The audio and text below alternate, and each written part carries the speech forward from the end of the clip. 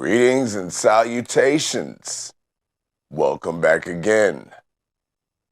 Thank you for joining me for the second installment of the episodic journey into the myths, mysteries, and mechanics of sleep. I am your host, D-Boogie, the REM Whisperer. This week we're going to talk about something called snoring. And then at the end of the episode, I am going to tackle a myth that a lot of people may have about sleeping. And, we're going to go from there. And hopefully, along the way, you may learn something that you did not know and also be able to improve your sleep architecture and get that healthy sleep that we all have aspired for. So let's start with these major causes of snoring. Because a lot of people think that snoring is just fine. People make jokes about it. TV shows, cartoons, things like that have made light of something that is very serious and that can lead to something that can end up being, more than just some simple, sawing logs at night. So we'll go with the first cause of snoring, being alcohol consumption. Now, alcohol consumption affects snoring in that it relaxes the muscles of the throat and it may obstruct the airway throughout the night. So whereas alcohol may seem to give you better sleep, it's actually just more like knocking you out, but you're not ever achieving that rest. And while you're getting that quote unquote sleep, it's riddled with that snoring and possible sleep apnea. Another cause for snoring is weight. And that's just simply because whenever you gain weight, weight does not occur in just one area. And because it disperses through multiple areas, one of which being the neck and the throat area, that area also applies pressure to the airway at night, also depending on the next cause of snoring, which is sleep position. Now, if you sleep on your back, you're gonna snore. I don't care if you're 8, if you're 80, if you weigh 8 pounds, or if you weigh 800 pounds. It does not really matter. You're going to snore at some point, whether it be a soft purr or a loud roar. You're going to snore for the simple fact that you cannot fight gravity. And if you lay there long enough, the muscles will start to relax and your airway will start to constrict. And depending on the structure of your mouth, the size of your tongue, various other things, it's going to end up blocking off your airway little by little. And it's going to cause your airway to change shape and form. And that change in shape and form is going to contribute to the snoring. And then once that is done, once you hit that right there, that's called a recovery breath. And that is when you have held your breath long enough or your airway has been obstructed long enough to where your body has to remove that obstruction, which is by and it's kicking your tongue out of the way and opening that airway back up. But laying on your back, you're going to end up doing it all over again. So the best way to prevent that is to turn to your side. Now, with the weight and the snoring, with both of those are things that contribute to snoring. However, do they also contribute to this next cause of snoring, which is sleep apnea. Now, with sleep apnea, that is also comes from an obstruction of the airway. And but with sleep apnea, there are also other precursors that that let you know whether or not sleep apnea is the cause. Because the other things that cause the snoring are not necessarily mean just because you snore, you don't necessarily have sleep apnea. But if you have sleep apnea, you do snore. So, but when you have sleep apnea, you have that feeling of insufficient rest when you wake up in the mornings, morning headaches. You have loss of motivation and focus. Um, just among other things, that lead to that excessive daytime sleepiness, that insomnia. Those are the things that facilitate with the sleep apnea portion of it. Now, with that, you want to determine whether or not the weight or whether or not the sleep position is the cause of your snoring.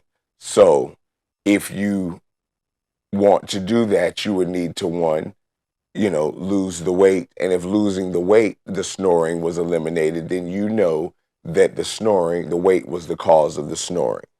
Sleep position, same thing. If you sleep on your back, sleep on your sides. There are methods to stay off your back. You can tape a tennis ball to, or some sort of small athletic ball to the inside of your shirt. And I guarantee you that will prevent you from laying on your back long. It'll make you roll over to your side. And that is actually a way that has been that is passed on by sleep professionals, a way for sleep position therapy. Sleep pillows are good for that, but that's a little, more expensive way if you want to go that route, those body pillows. Um, Nasal problems are also a form of causation for snoring. Nasal problems include allergies, colds, flu, deviated septum. Anybody who lives in the South, like I do, knows that pollen is not our friend. And you can wake up in the morning and be congested like you would not believe. And just know that if you're just that congested in the morning, there's a good chance that you may have, you know, played a couple of nose trumpets throughout the night, played a couple of foul tunes throughout the night. And also, that would depending on what position you were sleeping in. Any excess weight, any of those can compound. So all of these act in concordance, to to work together to make a mild snore a massive snore. So all of these working together can make you, can be the difference of whether or not you purr like a kitten or whether or not you, roar like Niagara. So all of that is just something to take into accord. And then we have age. Now, age in itself, it's pretty self-explanatory. Everything begins to sag when we get older. Throat, tongue, muscles, all of our muscles begin to relax more. The skin becomes looser. We normally don't lose weight as we get older. We tend to get heavier. All those things, once again, act in concordance with, adding to the causations of snoring. Then you have smoking, drugs, things like that, because they provide scar tissue and inflammation to the a nasal and throat passageways. And that inflammation um, creates scar tissue, which sometimes does not ever revert back to what it normally was. So it causes more of a lasting damage throughout throughout time. And when I say the scar tissue happens, that goes on to the next thing, talking about throat and nose problems. Now, that is when we're talking about having your tonsils, having your adenoids, nasal polyps, things like that. All of those are considered malformations or disfigurements in your throat or nasal areas. And in those, they cause just missapenness. And I'll use this as an example. The stalactites and the stalagmites of a cave, if you think about how the wind whistles through the side of a cave, if it's craggy, full of stalactites and stalagmites, the wind whistling through the other side of that cave is going to howl. If you're inside the cave and a gust of wind comes through there, it's going to howl creepily. It's just going to sound eerie.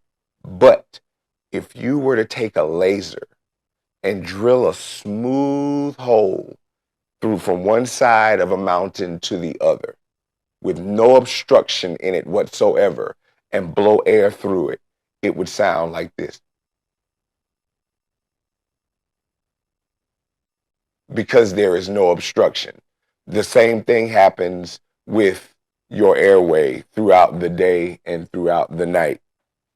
So that is another thing that causes the misshapenness of it.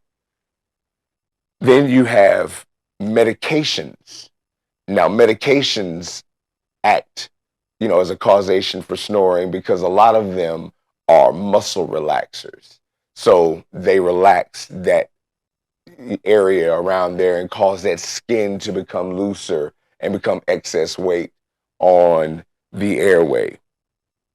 Pregnancy also leads to it, but mainly in the last trimester. And that's because the uterus is pushing against the diaphragm. But after giving birth, that snoring, should go away if it comes from, if it's strictly because of that. Then you have anatomy, which is, a low and thick palate, the tongue being out of position. But those can usually be fixed by oral appliance therapy. And those are the top reasons for snoring or the causes for snoring. However, like I said, all of them are a cause for primary snoring, but sleep apnea is the only one that can lead to more long-term effects and needs to be addressed. So that kind of wraps up snoring. So now, for everybody who stuck around, we're going to address a myth about snoring. And are you ready to address this myth? The myth we're going to tackle about sleep today is the ability to fall asleep anywhere and at any time means you're a good sleeper. That is a sign of sleep problems, not good sleep, because it gives you a positive spin on excessive daytime sleepiness, or EDS, which is correlated with insomnia, obstructive sleep apnea, circadian rhythm disorder, and narcolepsy. So what you want to do is you want to strive for the proper amount of high quality sleep on a regular nightly schedule. Did that blow your mind? That make you just want to shout? I hope so. But I hope in doing so, I hope it made you want to fix your sleep so that we can all sleep well, get healthy sleep. And remember, improving your sleep architecture is number one. So, everybody out there that can hear me, tune in next week. Same sleep time, same sleep channel. Sleep well.